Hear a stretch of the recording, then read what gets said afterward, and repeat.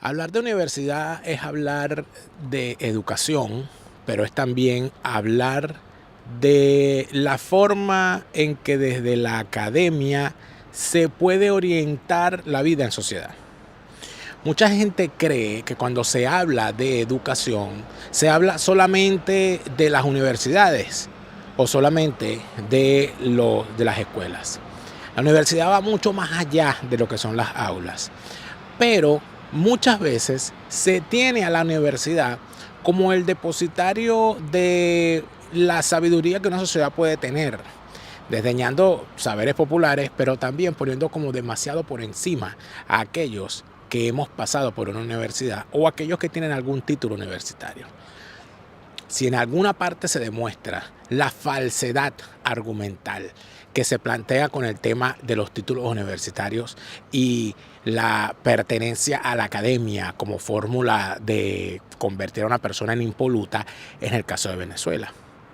Recientemente ha surgido una situación bastante lamentable con el tema de la incorporación al doctorado de Ciencias Políticas de la UCB de Nicolásito Maduro. Todos sabemos que Nicolásito Maduro es un imbécil. Todos sabemos que Nicolásito Maduro no tiene capacidad alguna para crear ningún tipo de obra académica que pase los filtros de cualquier tipo de publicación arbitrada o de estándares académicos. Pero, ¿cuál es la noticia en todo esto? La noticia es que Nicolásito está estudiando el doctorado, o la noticia es que lo hayan aceptado. ¿Cumple el señor con los estándares? ¿Rebajó los estándares la universidad? ¿O simple y llanamente todo es una gran mentira porque al fin y al cabo de nada sirve pasar por ese doctorado? Hoy, desde la entrada de la Universidad Humboldt de Berlín, quiero hablar sobre el tema de las universidades en Venezuela y de cómo a raíz del caso de la incorporación de Nicolásito Maduro el doctorado de Ciencias Políticas de la UCB, se puede abrir una interesante discusión que probablemente eche por tierra la sagrada majestad de la Academia Venezolana. Con eso vamos hoy en Fuera de Orden. Fuera de Orden es presentado por Hispanidad, abogados y asesores. En España, el bufete número 1 en extranjería, obtención de nacionalidad española y asilo. Hablemos de Escocia en castellano, tus viajes a Escocia en tu idioma. Tu asesor Gustavo, en Estados Unidos la mejor póliza, la que compraste ayer. La segunda mejor, la que compras hoy. Mañana puede ser demasiado tarde. Carelis Bustos y su novela La vida es el mismo infierno, la cruel cotidianidad. Zaida Belén Martínez y lo bello de Venezuela en su libro Lo que me dio la luna. Eternity es previsión funeraria, acortando distancias en los momentos difíciles. Cochino dinero, cuando la riqueza es políticamente incorrecta y los políticos incorrectamente ricos. Un libro de Boris Ackerman a la venta ya en Amazon. Cars by Eli, tu primer vehículo en el estado de la Florida con Cars by Eli, bueno, bonito, barato y financiado. La estupidez y la inteligencia son antagónicas, pero viven en el mismo frasco. La estupidez humana, un libro de Sergio Di Marco, disponible ya en Amazon. JuanCarlosMeyer.com, academia de piano online para niños, jóvenes y adultos. Aprende a tocar piano desde cero y a tu propio ritmo. Tecnicurso.com, tus cursos técnicos online. Tecnicurso.com. Daniel Lara Faría.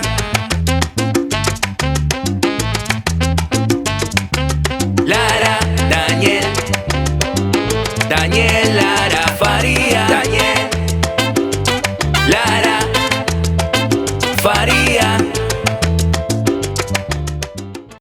Fuera de Orden, crónica de la desgracia nacional e internacional, plomería informativa, criminología y criminalística politiquera. Gracias por estar de vuelta a su canal favorito de actualidad política de Hispanoamérica, de Venezuela y del mundo, pero en tu idioma español. Para nosotros es un placer y un verdadero honor saber que te encuentras de ese lado de la pantalla, siendo copartícipe de una nueva jornada de lucha por la opinión libre y la información transparente, labor que es posible gracias a los aportes económicos que recibimos en nuestra cuenta en Patreon. Patreon.com/delaraf, Patreon.com/delaraf. Es tu apoyo el que nos ayuda a seguir creciendo, a seguir haciendo este programa y todos los contenidos de este canal. Y este programa y todos estos contenidos también son distribuidos en nuestra página en Facebook. Ayúdanos a seguir creciendo en Facebook dándole me gusta a nuestra página. Daniel Lara Farías en Facebook. Allí seguimos creciendo, allí seguimos compartiendo, allí seguimos difundiendo. No te olvides de suscribirte a este canal, de activar las notificaciones para saber cuándo estamos en vivo, cuándo estamos en estreno y cuándo tenemos nuevas publicaciones. Como todos los días te saluda Daniel Lara Farías, plomero informativo, enemigo de todos, repitiéndote sin cesar. Desde aquí, desde la ciudad de Berlín, ciudad víctima predilecta del comunismo. La fase superior de la izquierda es el crimen. Si los dejas entrar, no los verás salir y te robarán. Desde la forma de caminar hasta el agua de los floreros. Y seguimos. Amigos, qué bello está el día, qué maravilloso lugar, qué maravilla es estar acá. La Universidad Humboldt tiene alrededor unos jardines bonitos, tiene estatuas y tiene además de eso el recuerdo de Alexander von Humboldt y de su señor padre. Son las dos estatuas que adornan la entrada de la universidad. Vamos a ver si logro ponerles una imagen de ambas. Hay además adentro la estatua de Max Planck, que dio clases aquí, y a mi espalda se encuentra la estatua de Helmholtz, otro gran académico que hizo vida en esta universidad. Evidentemente estamos hablando de una universidad cuya majestad no solamente se refleja en las personas que han estudiado y enseñado acá, sino inclusive en la categoría de sede que posee, que es sin duda alguna una gran belleza. Pueden ver, no sé si se ve, pero a la cabeza está ondeando la bandera de Ucrania en apoyo a la lucha de los ucranianos contra el demonio ruso Putin. Durante algunas semanas ha surgido una discusión más o menos interesante, por demás llamativa, vinculada al ingreso a la Universidad Central de Venezuela al doctorado de Ciencias Políticas de Nicolásito Maduro, capo del chavismo, hijo de otro capo del chavismo. Y ya allí tenemos dos elementos que hay que tener en cuenta. No estamos hablando de un cualquiera que entró, estamos hablando de un capo. Eso es lo primero que hay que decir. En segundo lugar, creo que la gran discusión ha sido, y es lo que he visto de forma repetida, la gran discusión ha sido sobre el por qué permitieron el ingreso y que esto podría significar una señal de la depauperación de la Academia Venezolana al permitir que semejante personaje haya ingresado al doctorado de Ciencias Políticas. Esto también se ha debatido muchísimo y se ha dicho que el ingreso de este señor a ese doctorado podría ser visto como señal de genuflexión por parte de quienes dirigen ese doctorado, que le dejaron al tipo entrar allí a pesar de ser ampliamente conocido como una persona de muy poco lustre académico, de muy poco lustre intelectual, que no habría podido pasar en condiciones normales por el filtro de una universidad seria, mucho menos para estudiar, para cursar estudios de doctorales, que sería casi la última etapa, aunque existen los estudios postdoctorales también. Eso da para mucho. Y lo que yo quisiera revisar, porque creo que hay que partir desde el principio, y lo voy a hacer como UCBista, como egresado universitario y como estudiante de doctorado que también soy. Lo voy a revisar, pero yo quiero partir desde la argumentación que hace el profesor Fernando Falcón, el militar. Porque eso es que empezó por decir, no sé a qué grado llegó él, no sé si llegó a coronel o si no pasó de capitán igual que Diosdado. Pero este señor, que es el coordinador del doctorado de Ciencias Políticas de la UCB, Fernando Falcón, en un grupo de WhatsApp de temas académicos, siendo cuestionado, o de temas militares, no recuerdo, siendo cuestionado sobre el ingreso de Nicolásito Maduro al doctorado que él dirige, es decir, permitido por él, dio una explicación que yo creo que es necesario escucharla, porque a todo el mundo hay que escucharle sus argumentos. Vamos a escuchar la explicación que hizo vía audio de WhatsApp el profesor Fernando Falcón, justificando el por qué dejan ingresar a Nicolásito Maduro en el doctorado de Ciencias Políticas de la UCB. A continuación. Buenas tardes, mis queridos padres de la promoción José Ignacio Pulido, egresada de nuestra alma mater en 1974. Les habla el coronel y doctor Fernando Falcón Veloso, coordinador del doctorado en Ciencias Políticas de la Universidad Central de Venezuela. Como me ha llegado en las redes el comentario que hizo alguno de los connotados miembros de esa promoción acerca del ingreso de Nicolás Maduro Guerra al doctorado que yo dirijo, debo decir lo siguiente. En primer lugar, la Universidad Central de Venezuela es una universidad abierta, plural y democrática. El señor presentó sus exámenes, fueron varios, los aprobó y en el baremo quedó de 13 entre 16, aprobando. No hay una razón para que se le niegue el ingreso, ninguna. Sí quiero decir quién fuimos los que tomamos la decisión. El rector de la universidad, que fue la última instancia, conocido de oposición, el decano de la facultad, ex miembro del Tribunal de la Carrera Administrativa, destituido por el gobierno de Chávez, el director del Centro de Estudios de Posgrado de la universidad, el doctor Jesús Ollarves, miembro de la Activa Nacional de UNT, el comité académico del doctorado, presidido por mí, en condición de director. Todo el mundo sabe mi actuación pública, saben que estuve un tiempo con el gobierno, eso yo no lo he negado, pero a partir del año 2001 pues pasé a ser opositor. El doctor Nelson Chiti Larroche no necesita presentación, es diputado por COPEI. El doctor Otávio Villamil, miembro del gabinete de Enrique Gabriel Radonqui, fundador de Primero Justicia. Y dos académicos sin adscripción partidista de ningún tipo, el profesor Rosa Pérez y el profesor Luis Perrone. Esa decisión se tomó, dado que el señor cumplió con todos los requisitos. No hay ninguna razón para excluirlo del mismo. Si el gobierno ha cometido desmanes, que los ha cometido, la universidad no puede responder de la misma manera. No es el estilo de la universidad. Es un estilo diferente al que nosotros conocimos cuando nos formamos. Por otra parte, el doctorado está abierto a cualquier persona de cualquier corriente. Allí en esa lista hay un miembro del Partido Comunista, de la Directiva Nacional del Partido Comunista, y hay un miembro también de la Directiva Nacional de Voluntad Popular. Están en esa lista. De manera que es absolutamente abierta para quien apruebe el proceso de admisión. Y de igual forma, en el mes de octubre comienza el segundo proceso de este año. Están invitados todos ustedes, queridos coroneles y generales de esta promoción, para que participen. Y si ustedes pues ingresan, bienvenidos. Ahora, una cosa es ingresar y otra cosa es graduarse.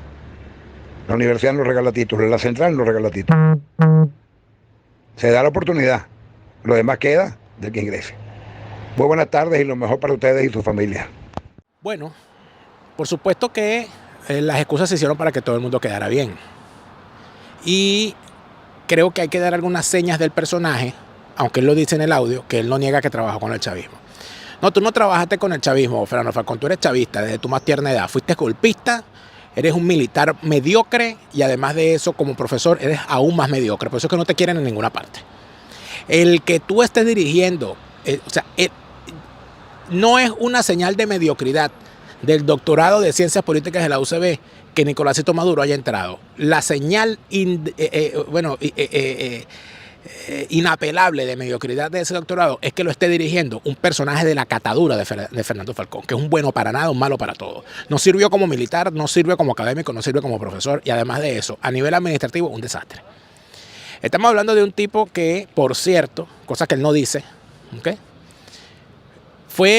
Esta no es la primera vez, ya él como profesor de ese doctorado, de esa universidad, ya había permitido el ingreso, o fue docente, o jalabolas, o quién sabe qué, de un sujeto llamado Eliezer Otaiza, que pasó por el doctorado de Ciencias Políticas. No sé si se logró graduar. Y eso fue en los tiempos en que quien más brillaba en ese doctorado era el doctor Castro Leiva. Y se dice que Castro Leiva tenía en muy buena estima a Eliezer Oteiza. Es lo que dicen, no sé. Que trotaban, todo aquello y tal. Hay algunos reportajes que salieron en su momento en el Nacional, recuerdo yo, sobre el asunto.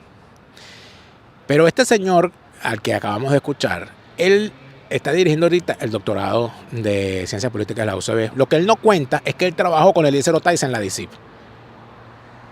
Es decir, él trabajó al servicio de un esbirro como Eliezer Oteiza, al cual, por cierto, lo mataron comprando droga en un barrio, donde fue a comprar droga y se quiso ir sin pagar. Y bueno, los tipos sin saber quién demonios era, porque aquí iban a saber que un periquero era alto capo del régimen. Bueno, no estaban al tanto, ya lo saben. Y los tipos terminaron presos. Torturados y presos. Menores de edad, por cierto. Cosa que nadie cuenta. No, menores de edad y los metieron presos en el helicoide. En todo caso, lo importante aquí es lo siguiente.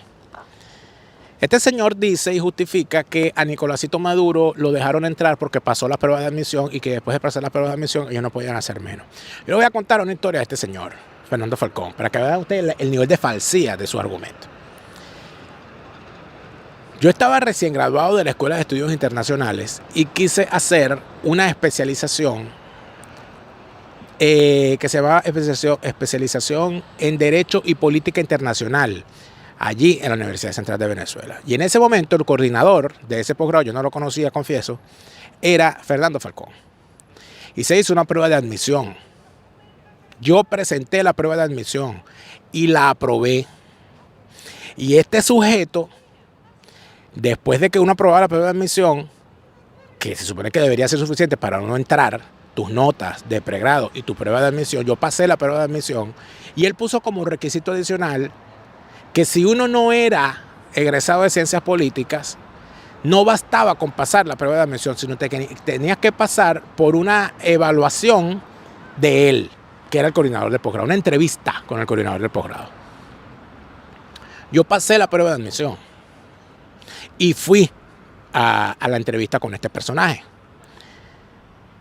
Y yo esperaba que, al siendo un coordinador de un posgrado de Derecho y Política Internacional, evidentemente la discusión versara sobre mi capacidad para afrontar lo que ese posgrado podía exigir, porque de eso se trataba.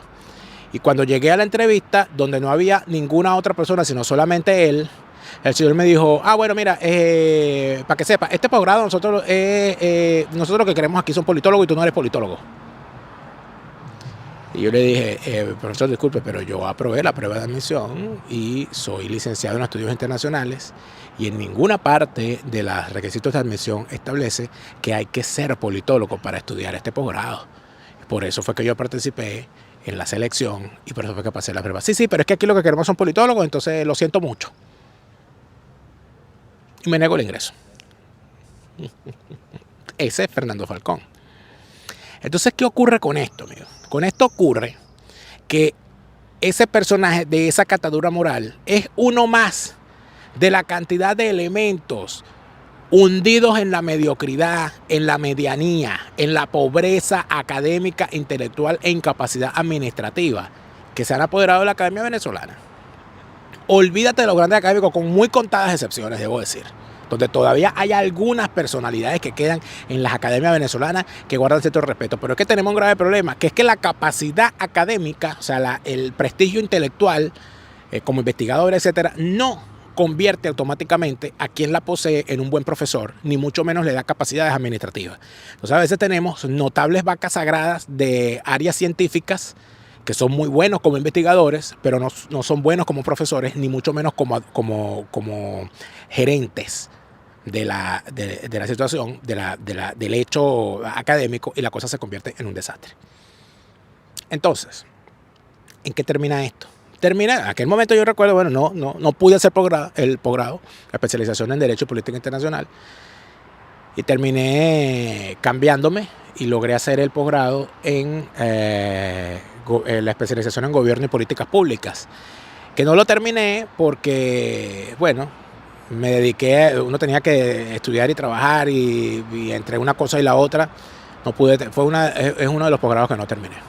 Ahí estuve con el profesor. Por cierto, tuve dos muy buenos profesores a los cuales recuerdo con mucho cariño. La profesora Gabriel Guerón, la extraordinaria profesora, y el profesor Fernando Egaña. Muy buen profesor. A pesar de haber sido el gobierno, respeto a dos ministros del gobierno de Caldera, Fernando Egaña y Antonio Luis Cárdenas. Ahí lo tienen, calderistas, para que no se molesten conmigo. Dicho esto, ya conociendo quién es el personaje que escucharon en el audio, hay que decir lo adicional. Desde mi punto de vista, si usted estudia, para usted estudiar una licenciatura, usted tiene que ser bachiller. Para usted estudiar un posgrado, usted tiene que tener una licenciatura. Y para usted estudiar un doctorado, usted debería tener una maestría. Eso es lo que ocurre en la mayoría de los países del mundo donde se respeta el hecho académico. Aquí en este país donde yo estoy, para usted estudiar un doctorado, usted tiene que venir de un máster. Pero además de eso, cuando usted va a estudiar el doctorado, que dura 5 años, usted tiene que hacer un proyecto de tesis desde el momento en que usted llega y buscarse un tutor. Es decir, lo primero que usted tiene que hacer es buscar un tutor que investigue en el área donde usted ha desarrollado su tesis y decirle, mire, esta es la tesis que yo quiero hacer. Y ese profesor dirá, bueno, yo te acepto como alumno, ¿tá? Y empiezas allí un proceso que dura 5 años, donde inclusive te determinan entre tus actividades la necesidad de dar clases en el área que estás desarrollando. Inclusive podrían ponerte a estudiar una cosa adicional. Conozco varios casos de gente que ha querido hacer una tesis, por ejemplo, de filosofía política sin ser filósofo, y le dicen, bueno, vaya a sacar la licenciatura en filosofía. Cosas de ese tipo. Es decir, no puede ser que tú vayas a adquirir el título máximo que da una universidad sin haber pasado por los títulos previos. Ahí es donde tenemos el primer problema, que es que Nicolásito Maduro tiene una licenciatura en Economía Social de la Universidad Bolivariana. Ese título que ese personaje tiene, que ya viene envenenado por el solo hecho de ser de una universidad de la cual el rector es su papá. O sea, el máximo representante fue el que le entregó el título. ¿Okay? O sea, quien le entregó el título a Nicolásito Maduro fue su papá. Ya por allí vemos qué nivel puede tener ese título que a él le dieron cuando se lo entrega a su propio papá en una universidad absoluta y completamente partidista. Es decir, esa es la universidad del PSUV. Al señor le dieron un título de la universidad del PSUV en una carrera cuyo pensum no aguanta una revisión seria en ninguna parte desde el punto de vista académico. Entonces, ¿cómo me pueden decir a mí que un personaje con un título de cartón, de papel toalé usado, puede entrar sin hacer un posgrado al nivel de doctorado en una universidad que se presume como seria? Ahí lo tienen. Yo estoy haciendo un doctorado. En historia, en el que cuando ingresé se me validaron las materias que había visto en la maestría en Historia de las Américas. Y a pesar de que no hice la tesis, efectivamente, al haber visto las materias y ser del mismo instituto, por modalidad especial se me validan las materias que aprobé y se me permite entrar al ciclo doctoral, donde tengo que estudiar, donde tengo que leer, donde tengo que investigar, donde tengo que ver clases, donde tengo que desarrollar pensamiento, producir publicaciones, etcétera. Y uno lo hace. Por eso, amigos que me están viendo en tanto programa grabado en la calle, ¿no? Porque uno anda haciendo la labor, ¿no? Y buscando tiempo, en efecto, para hacerlo, porque a mí me encanta la vida académica, a mí me encanta la universidad, a mí me encanta estudiar, a mí me encanta escribir, me encanta leer. Para estar en la academia hay que gustarle la lectura, gustarle la escritura y gustarle el estudio. Siendo así, dígame, ¿usted cree que Nicolásito Maduro es un tipo que lee, que escribe y que estudia? ¿De verdad? ¿De verdad? Yo creo que no. No me da, pero de repente sí, de repente tiene ese lado oculto, ¿verdad? De estudiante. Entonces, ¿cómo dejan entrar a un tipo que no tiene estudios de posgrado en un doctorado? Por cierto, va a entrar a un doctorado de un área distinta al área que pertenece.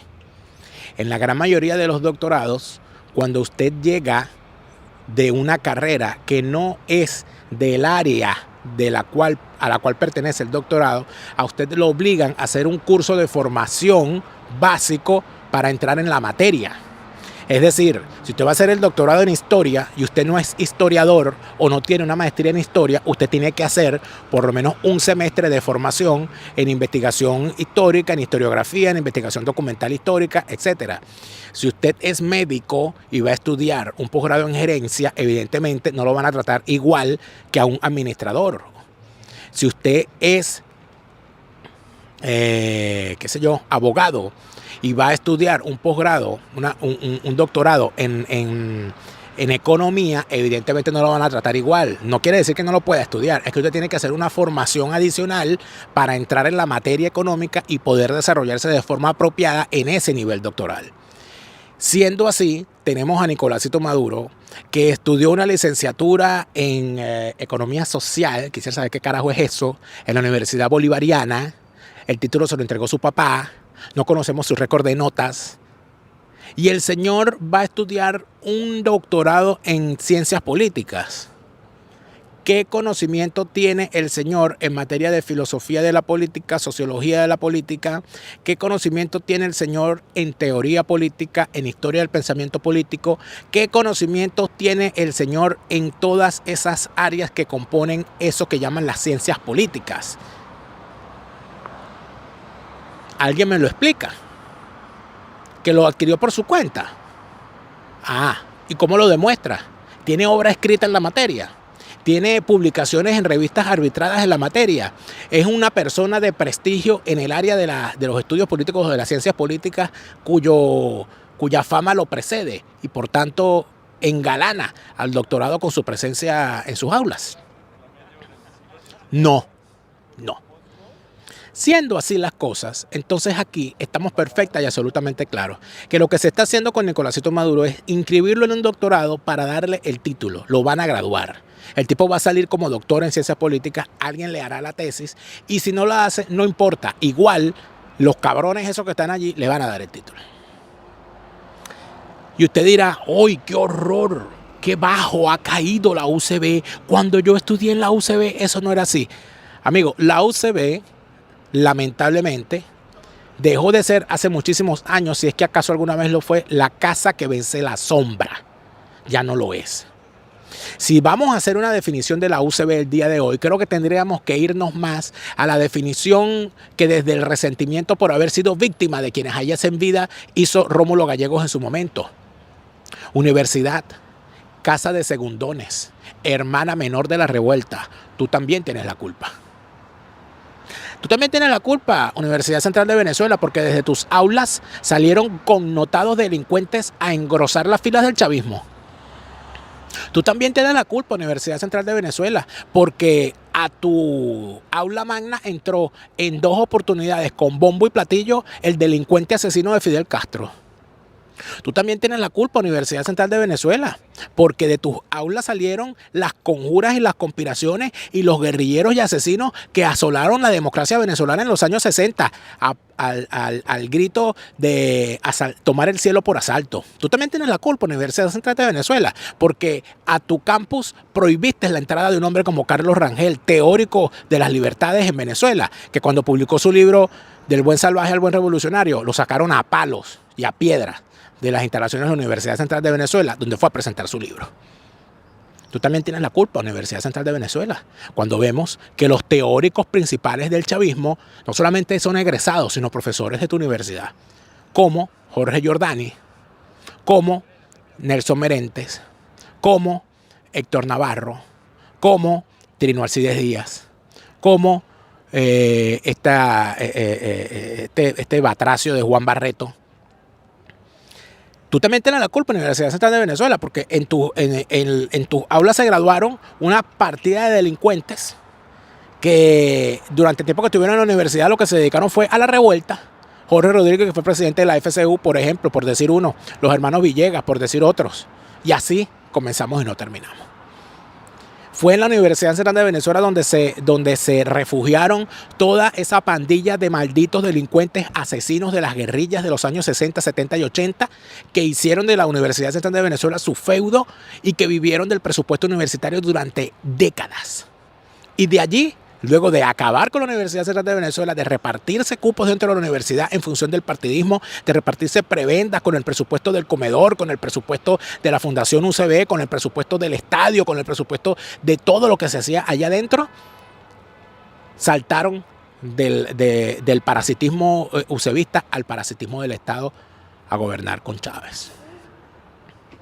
Nunca es triste la verdad, lo que no tiene remedio.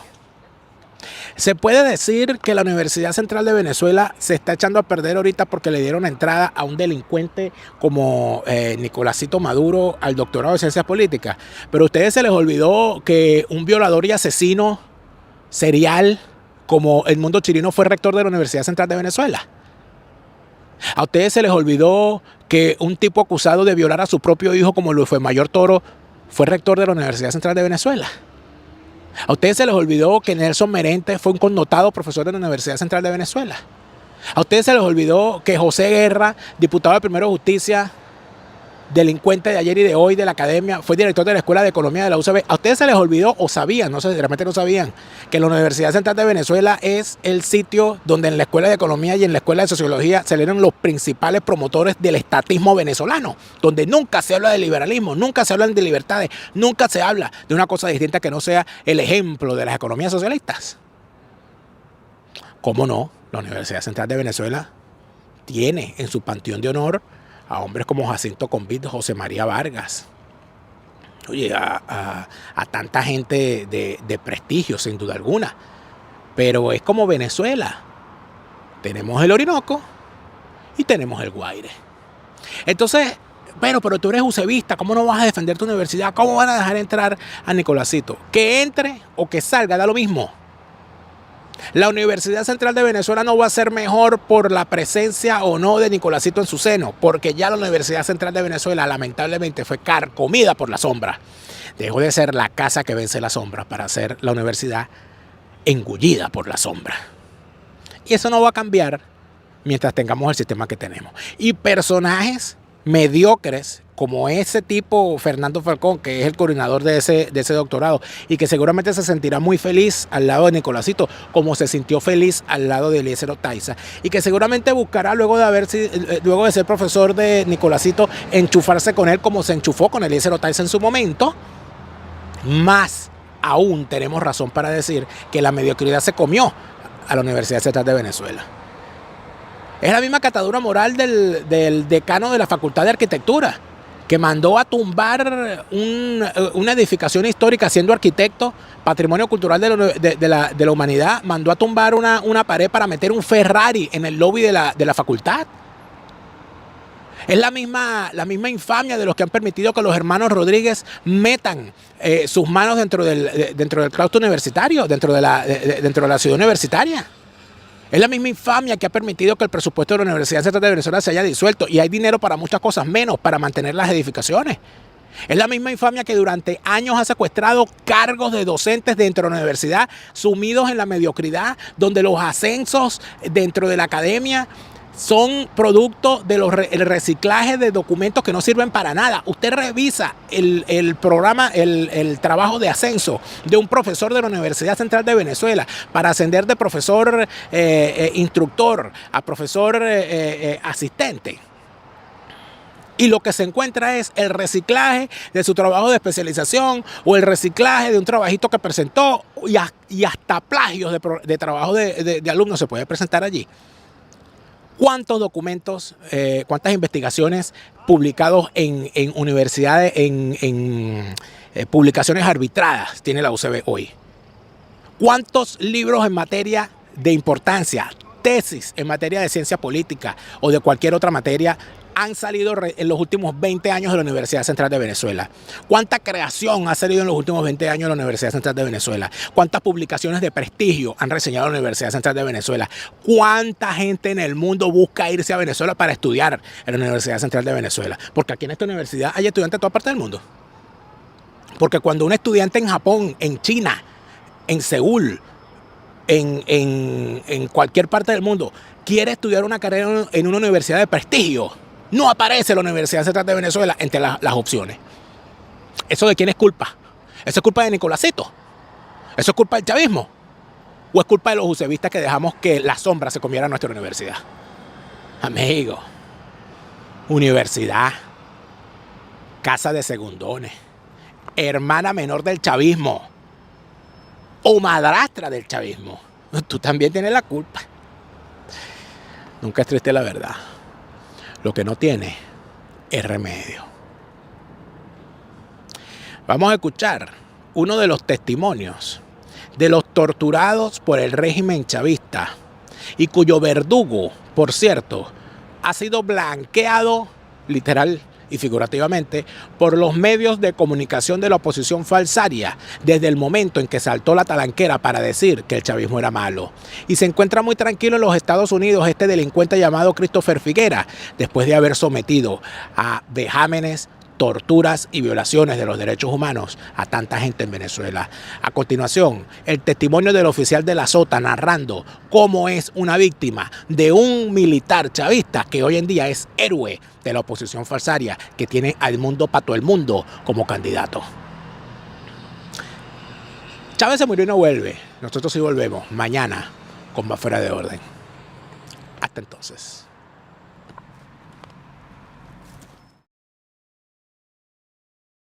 Buenas tardes, excelentísimos integrantes del panel de expertos de la Organización de Estados Americanos, queridas personas, prensa, estimados compañeros que somos sobrevivientes.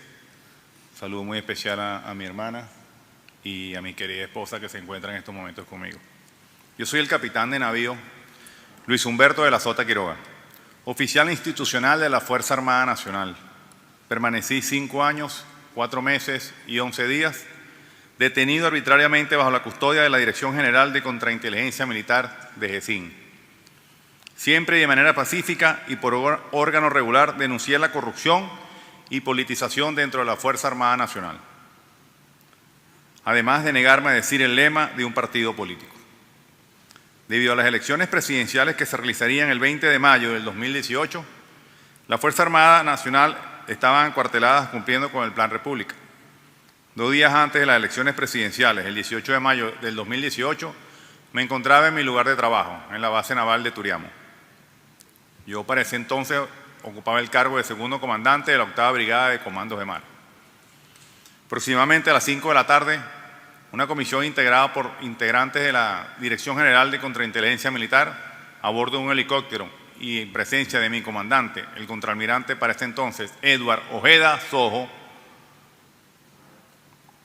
me abordaron violentamente apuntándome con sus fusiles y diciéndome que entregara mi arma de reglamento y mi teléfono celular para llevarme a la ciudad de Caracas, La Carlota, sin ningún tipo de orden escrita ni nada. Siempre acompañado de mi comandante, me obligaron a montarme en el helicóptero para trasladarme a Caracas a fin de realizar una supuesta entrevista, la cual nunca se efectuó. Antes de abordar dicho helicóptero, encaré a mi comandante y lo hice responsable de todo lo que me sucediera, ya que estaba siendo trasladado a la fuerza fuera de mi lugar de trabajo y sin orden de aprehensión. Esa fue la última vez que lo vi. Aterrizamos en la base aérea llamada La Carlota, que está ubicada en el este de la ciudad de Caracas. Al llegar, me subieron en una camioneta negra identificada con la de GECIN. Me llevaron a la sede de esta institución, entre comillas institución. Es un edificio de 5 pisos que tiene dos sótanos destinados como centros preventivos de detención. Me llevaron al primer sótano donde funciona la Dirección de Investigaciones Penales y Criminalística, que estaba bajo el mando de ese entonces del coronel Franco Quintero, Rafael Antonio Franco Quintero, ascendido en julio del 2023 a general de división. Fui esposado fuertemente con las manos hacia atrás, causándome flagelación. Me cubrieron el rostro con una carpeta de Manila apretada fuertemente a mi cabeza con cinta de embalaje. Me introdujeron en un cuarto de 2x2, totalmente oscuro, llamado El Tigrito, una celda de tortura, donde 4 funcionarios militares de la DGCIN me torturaron física y psicológicamente durante 4 días.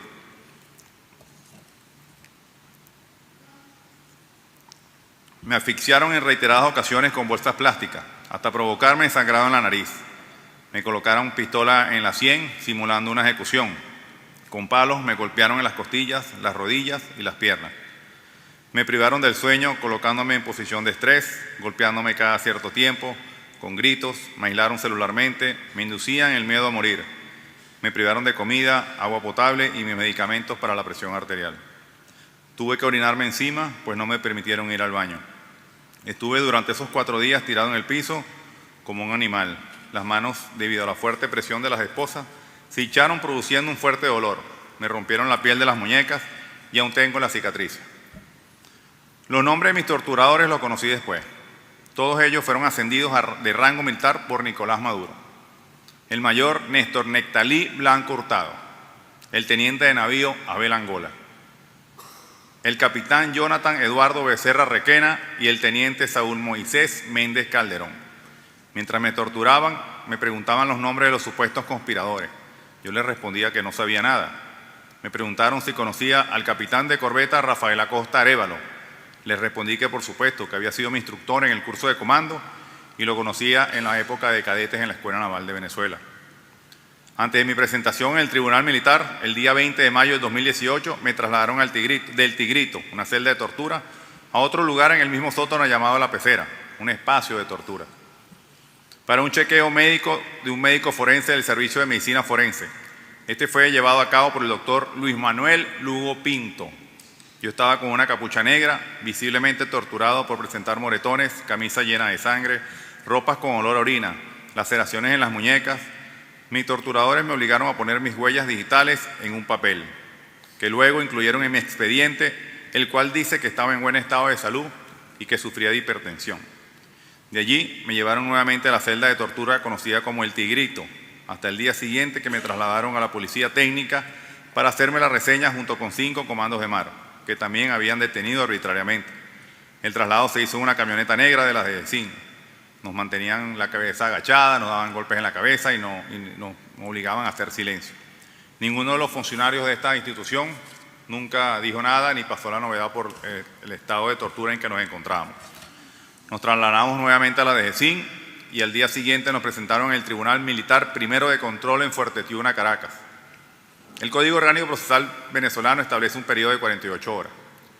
Fui llevado al Tribunal Militar 87 horas después de mi detención, el 22 de mayo del 2018, a las 0900 horas aproximadamente, con la misma ropa con la que fui detenido arbitrariamente.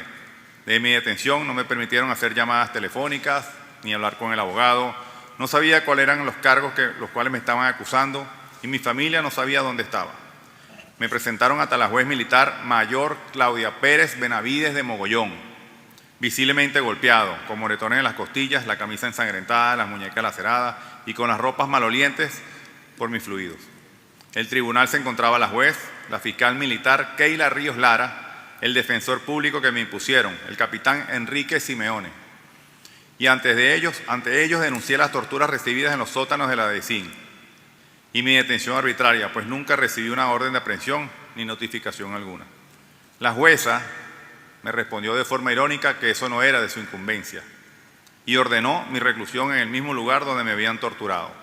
Me imputaron 4 delitos: traición a la patria, motín, instigación a la rebelión militar y contra el decoro militar.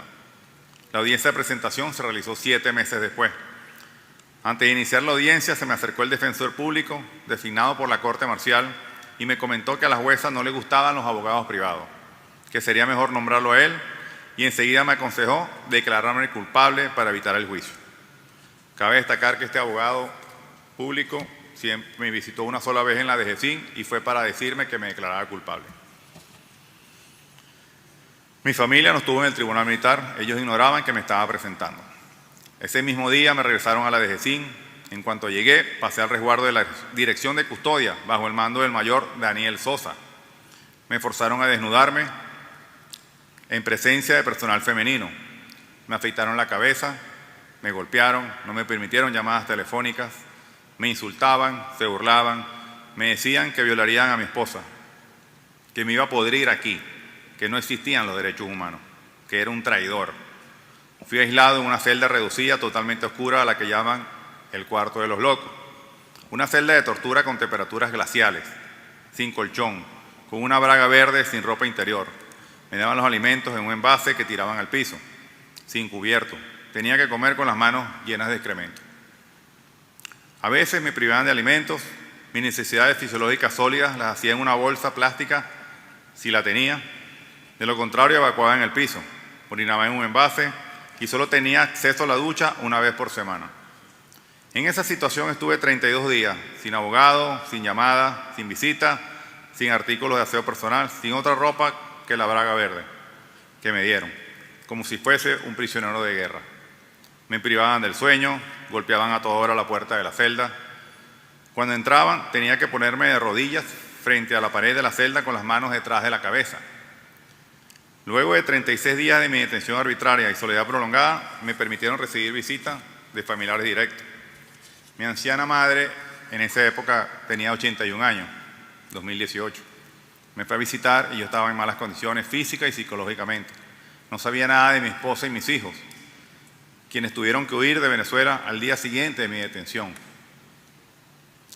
ya que los estaban buscando para detenerlos y usarlos para que yo admitiera de lo que me estaban acusando. Mi hijo Luis David tenía 17 años, mi hija Valesca tenía 9, y hace menos de 14 días me reencontré nuevamente con ellos. Y les pude dar ese abrazo que tanto soñé estando en las mazmorras de la DGCIN, ya que gracias a Dios pude entrar a los Estados Unidos después de casi 6 años sin verlos. Y hoy estoy aquí, en este prestigioso lugar y frente al panel de expertos de la OEA, muy agradecido y muy honrado. Estaba en un estado de confusión y de agitación tremendo, pues mientras me torturaban, me amenazaban con traer a mi esposa para violarla y a mi hijo para torturarlo, con la finalidad de que me declarara culpable y le diera nombres de políticos y militares que ellos tenían en una lista. Por supuesto, me negué absolutamente, rotundamente, nunca leí ese papel, ni inculpé a nadie. Después de los 36 días fui llevado a otra celda de tortura ubicada en el mismo sótano 1, al mando del coronel Rafael Franco Quintero, quien seguía las órdenes del subdirector de la DGCIN en ese entonces, el general de brigada Ricardo Christopher Figuera, mano derecha del director general, mayor general Iván Hernández Dala. Me mantuvieron encerrado con 2 compañeros militares en las mismas condiciones, es decir, evacuando y orinando en bolsas plásticas o envases, porque no nos permitían salir de la celda. Ahora la celda no estaba oscura, al contrario, las luces estaban prendidas las 24 horas del día. Esta situación duró 5 largos meses, sin derecho a salir al patio, sin recibir luz solar, sin acceso a libros, ni fotos familiares, rosarios, Biblias, sin llamadas telefónicas. Recibía visitas una vez a la semana, solo por 3 horas. Las visitas eran en el sótano, un lugar llamado La Pecera, con sillas de plástico, sin mesa. No podíamos hablar con otros detenidos, ni intercambiar comida. En esos meses llegué a perder 25 kilos aproximadamente. Desde octubre del 2018 hasta octubre del 2019 estuvo como director de investigaciones penales y criminalísticas de la DGCIN el coronel Hanover Esteban Guerrero Mijares y como su director el general de brigada Rafael Ramón Blanco Marrero. Este general fue ascendido a general de división después de la muerte por torturas por parte de los funcionarios de la DGCIN del capitán de corbeta Rafael Acosta Arévalo. Durante su gestión sufrí varias veces el aislamiento prolongado, suspensión de visitas de abogados, familiares. Ese año no obtuve acceso a actividades recreativas, deportivas, laborales ni religiosas. En varias oportunidades hacían requisas para robarnos los útiles de limpieza y aseo personal. En esta área del sótano donde me encontraba tenía una capacidad para 22 personas. Llegamos a estar hasta 110, con un solo baño y una sola ducha. Estuvimos hacinados y teníamos que evacuar en bolsas plásticas durante 7 meses.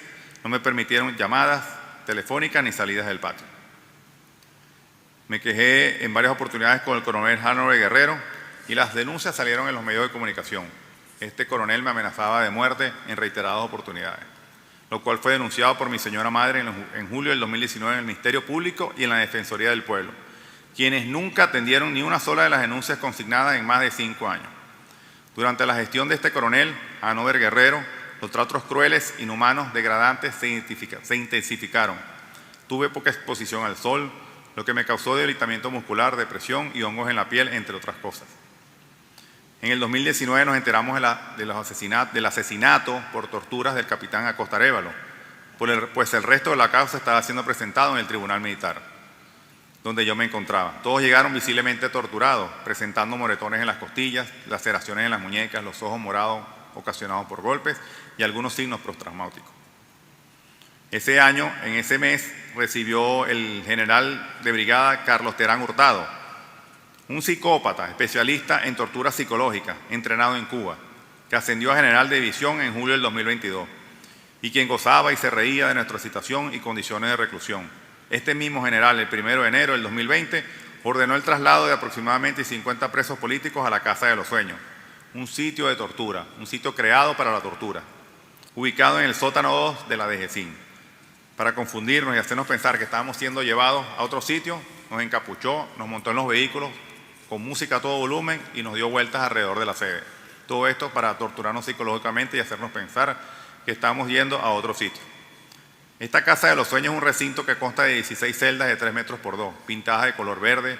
La celda tenía cámaras, un extractor mínimo para que entrara al aire, una litera de concreto, una poceta y un lavamanos. Tenía capacidad para 32 personas y éramos 60.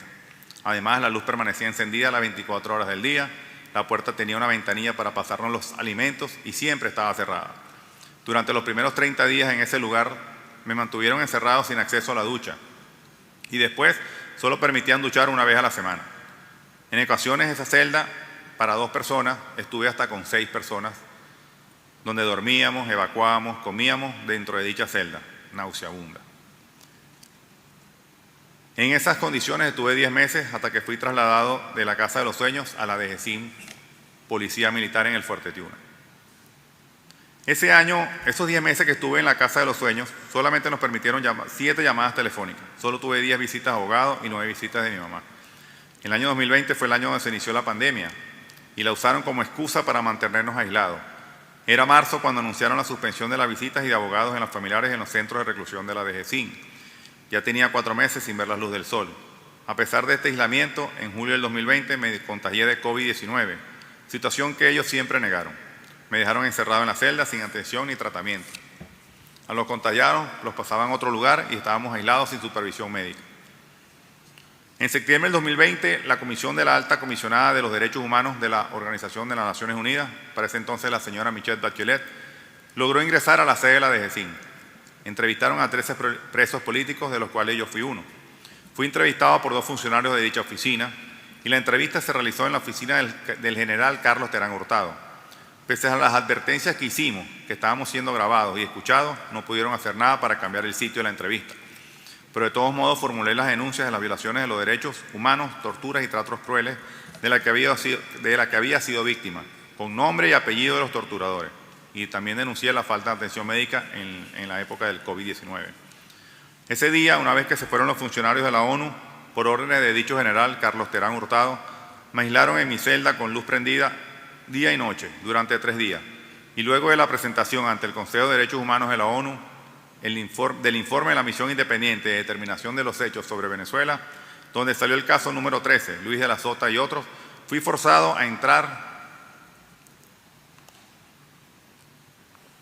en un cuarto de tortura que llamábamos la tumba vertical o el ataúd vertical, ubicado en la Casa de los Sueños.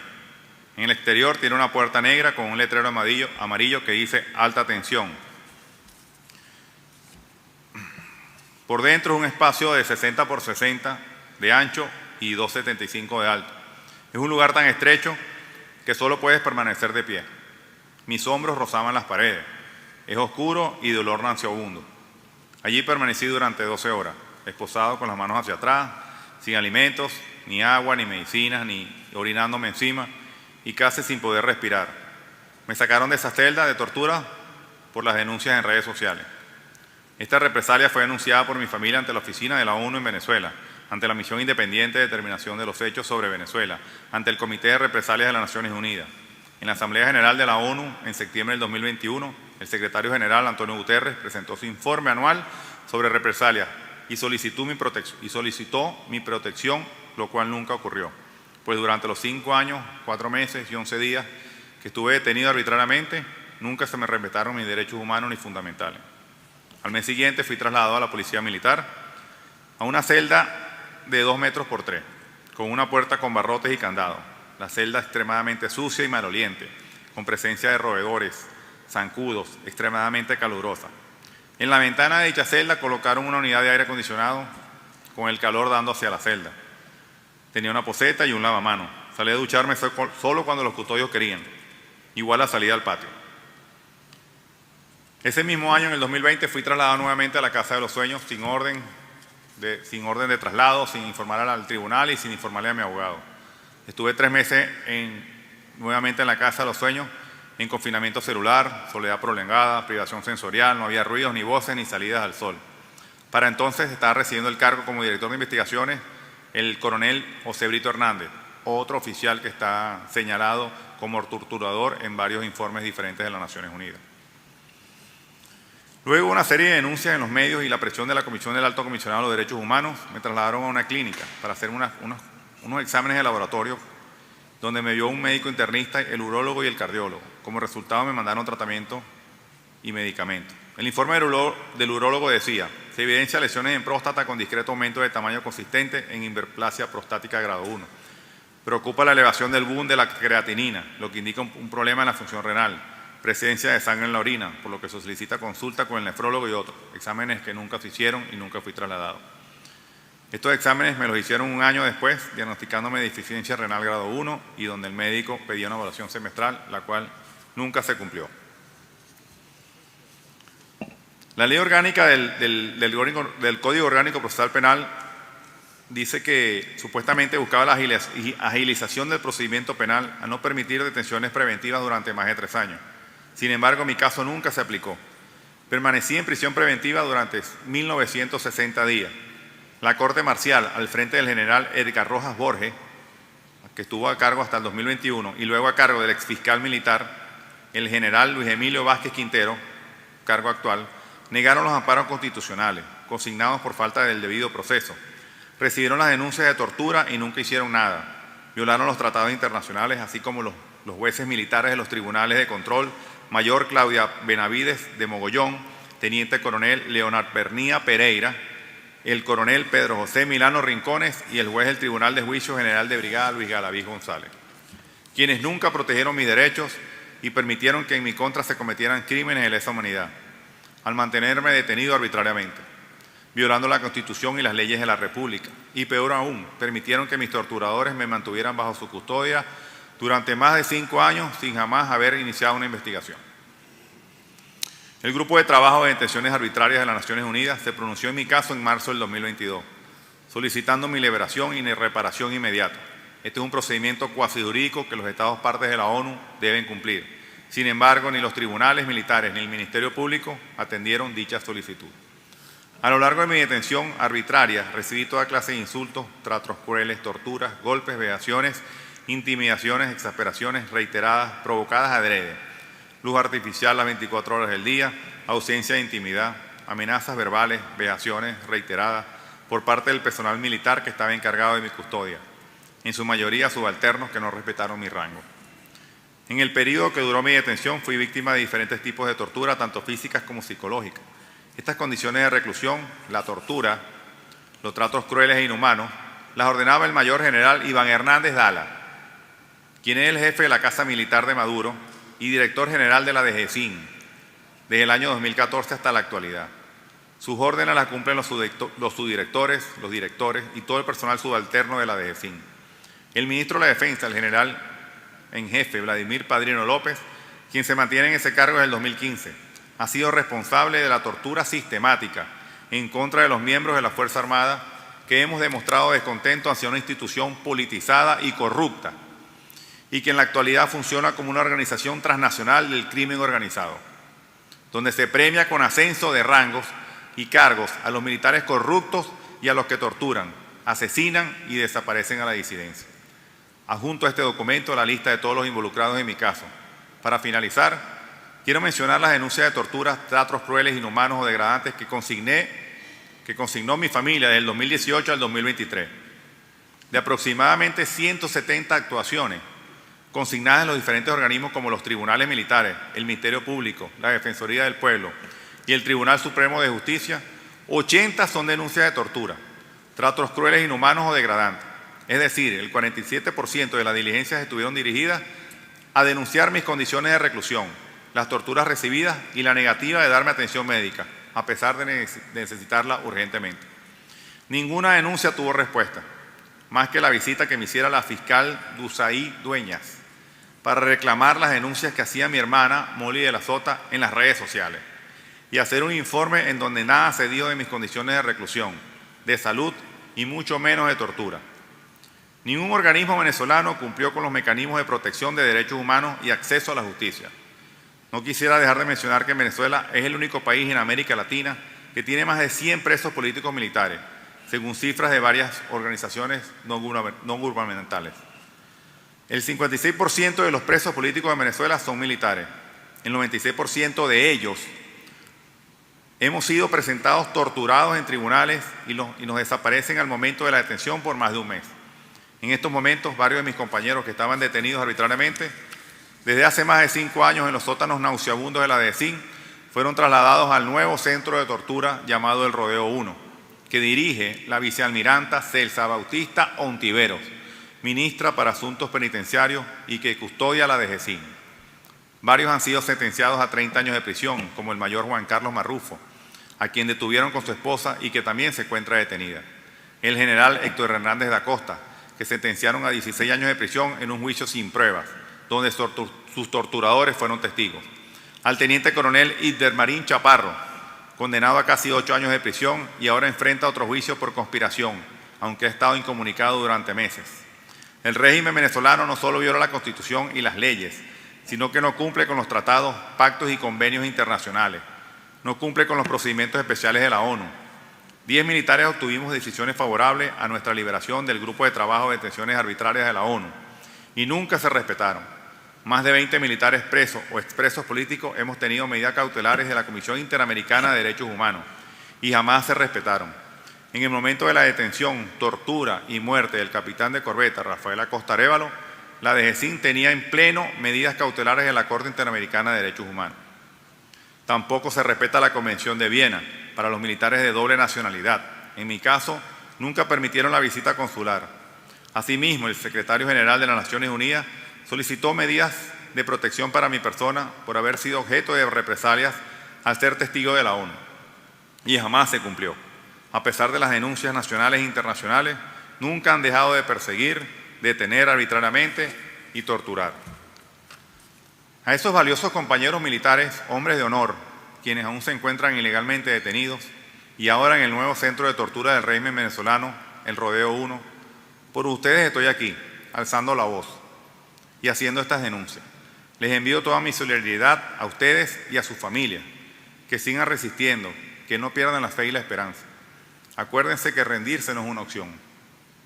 Igualmente al personal militar venezolano, que recuerden el juramento que hicieron a la bandera el día de su graduación y que hoy están violando al estar al servicio de una parcialidad política y siendo cómplices de violaciones de derechos humanos y crímenes de lesa humanidad.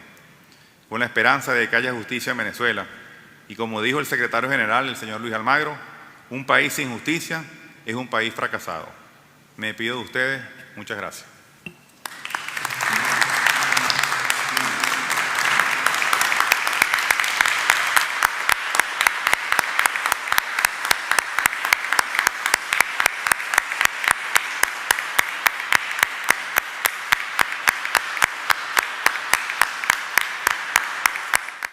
Fuera de Orden fue presentado por Hispanidad, abogados y asesores. En España, el bufete número 1 en extranjería, obtención de nacionalidad española y asilo.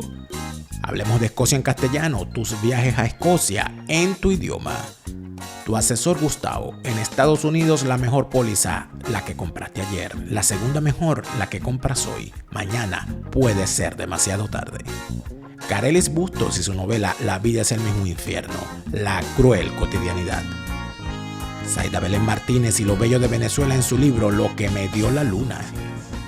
Cochino dinero, cuando la riqueza es políticamente incorrecta y los políticos incorrectamente ricos. Un libro de Boris Ackerman a la venta ya en Amazon. Cars by Eli, tu primer vehículo en el estado de la Florida con Cars by Eli, bueno, bonito, barato y financiado.